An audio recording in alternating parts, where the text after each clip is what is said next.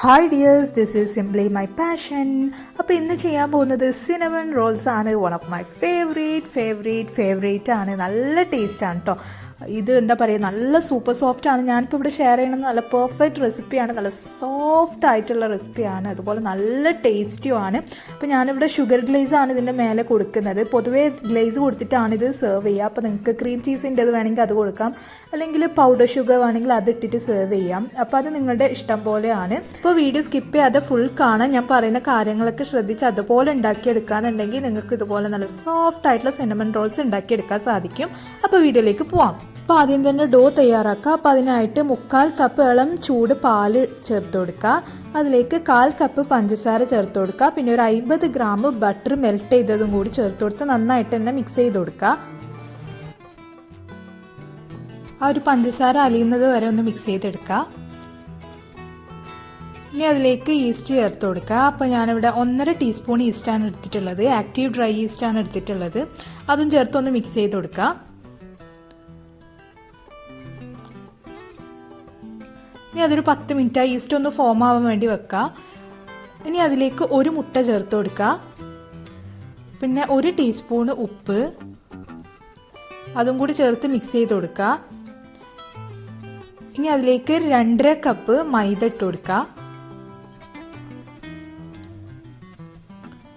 എന്നിട്ട് അത് നന്നായിട്ട് തന്നെ മിക്സ് ചെയ്ത് കൊടുക്കുക. നല്ലൊരു ലൂസായിട്ടുള്ള ഡോ ആണ് നമുക്ക് കിട്ടുക, ഒരു സ്റ്റിക്കി ടൈപ്പാണ് കിട്ടുക. അപ്പോൾ ഇതുപോലൊരു സ്പൂൺ വെച്ചിട്ട് തന്നെ അതൊന്ന് മിക്സ് ആക്കി എടുത്താൽ മതി. കാരണം ഒരു ലൂസ് കൺസിസ്റ്റൻസിയിലാണ് കിട്ടുക, സ്റ്റിക്കി ആയിട്ടാണ് ഉണ്ടാവുക ഡോ. ഇതിപ്പോൾ ഇവിടെ കണ്ടില്ല, ഇതുപോലെ സ്റ്റിക്കി ആയിട്ടാണ് ഉണ്ടാവുക. അപ്പോൾ ഇതിങ്ങനെ ചെയ്യുന്നതെന്നാൽ നമുക്ക് നല്ല സോഫ്റ്റ് ആയിട്ടുള്ള റോൾസ് കിട്ടുക, നല്ല സോഫ്റ്റ് ആയിട്ടാണ് കിട്ടുക കേട്ടോ. അതിനാണ് ഇങ്ങനെ ചെയ്യുന്നത്. അപ്പോൾ ഡോ ഹാർഡായി പോയി കഴിഞ്ഞാൽ നമ്മുടെ റോൾസും ഹാർഡായി പോകും, അപ്പോൾ നല്ല സോഫ്റ്റ് ആയിട്ട് കിട്ടൂല. അപ്പോൾ അതിന് വേണ്ടിയിട്ടാണ് ഇതുപോലെ സ്റ്റിക്കി ആയിട്ട് ചെയ്യണത്. പിന്നെ നമ്മളത് പരത്തുമ്പോൾ നല്ലോണം മൈദ ഇട്ടിട്ട് പരത്തും, അപ്പോൾ അധികം പ്രശ്നം വരില്ല.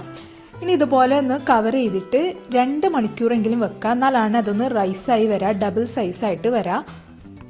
ആ ടൈമിൽ നമുക്ക് ഫില്ലിംഗ് ഉണ്ടാക്കാം. അപ്പോൾ അതിനായിട്ട് ഞാനിവിടെ 50 ഗ്രാം ബട്ടർ മെൽറ്റ് ചെയ്തെടുത്തിട്ടുണ്ട്.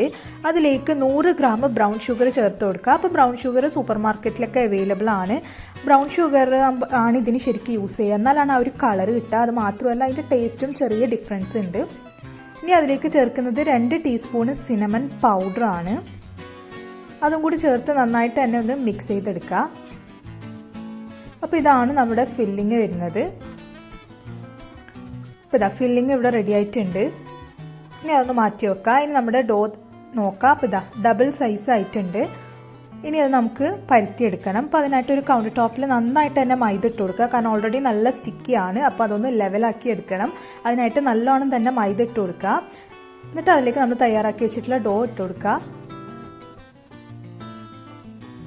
എന്നിട്ട് അത് ഒന്നും കൂടി മൈദ ഇട്ട് നന്നായിട്ട് തന്നെ ഒന്ന് പ്രസ് ചെയ്ത് കൊടുക്കുക. പ്രസ് ചെയ്ത് അതൊന്ന് ബോളാക്കി എടുക്കുക. അപ്പോൾ ഇതുപോലെ മൈദ ഇട്ട് ചെയ്യുമ്പോൾ ആ സ്റ്റിക്കിനെസ് ഒക്കെ ഒന്ന് മാറിക്കിട്ട് നമുക്ക് പരത്താൻ പറ്റുന്ന വിധത്തിലാവും.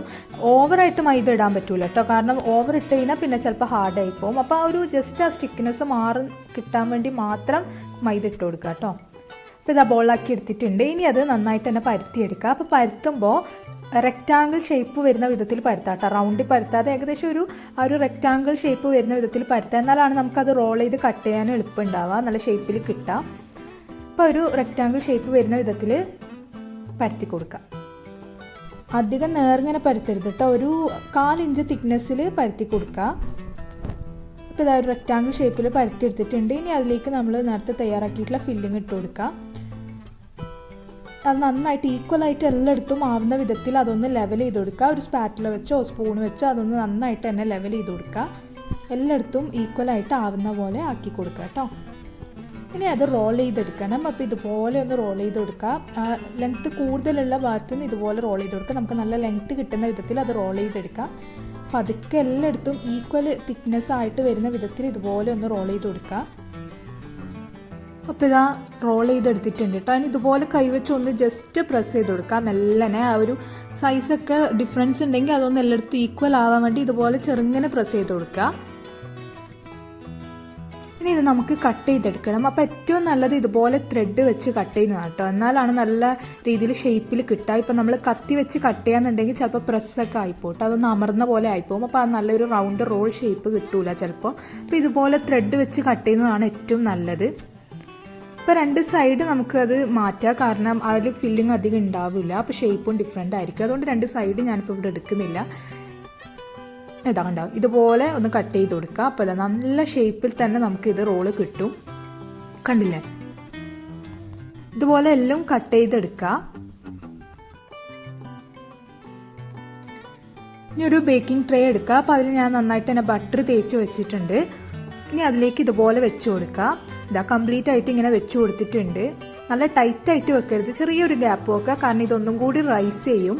അപ്പോൾ ഇതുപോലെ നമ്മളിത് കവർ ചെയ്തിട്ട് ഒരു 15 മിനിറ്റ് വരെ ഒന്നും കൂടി റൈസ് ചെയ്യാൻ വേണ്ടി വെക്കുക. അപ്പോൾ ഇതാ നല്ലോണം റൈസായി വന്നിട്ടുണ്ട്.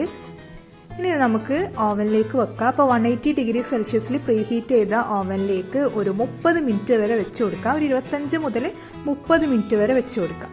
ഒന്ന് ബേക്ക് ആവുന്ന ടൈമിൽ നമുക്ക് ഗ്ലേസ് തയ്യാറാക്കാം. അപ്പോൾ അതിനായിട്ട് ഞാനിവിടെ 1 കപ്പ് പൊടിച്ച പഞ്ചസാര എടുത്തിട്ടുണ്ട്.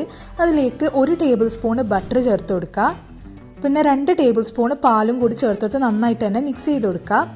ഇനി ഒരു ഫ്ലേവറിന് വേണ്ടിയിട്ട് 1 ടീസ്പൂൺ വാനില എസൻസും കൂടി ചേർത്ത് കൊടുക്കുക. എന്നിട്ട് മിക്സ് ചെയ്ത് കൊടുക്കുക. അപ്പോൾ ഇതാണ് നമ്മുടെ ഗ്ലേസ്. അപ്പോൾ ഇത് ഷുഗർ ഗ്ലേസ് ആണ്. അപ്പോൾ നിങ്ങൾക്ക് ക്രീം ചീസിൻ്റെ ഗ്ലേസ് വേണമെങ്കിൽ അതും ചെയ്യാം കേട്ടോ. ക്രീം ചീസ് യൂസ് ചെയ്തിട്ടുള്ള ഗ്ലേസ് വേണമെങ്കിൽ അതും ചെയ്യാം, അതും നല്ല ടേസ്റ്റാണ്.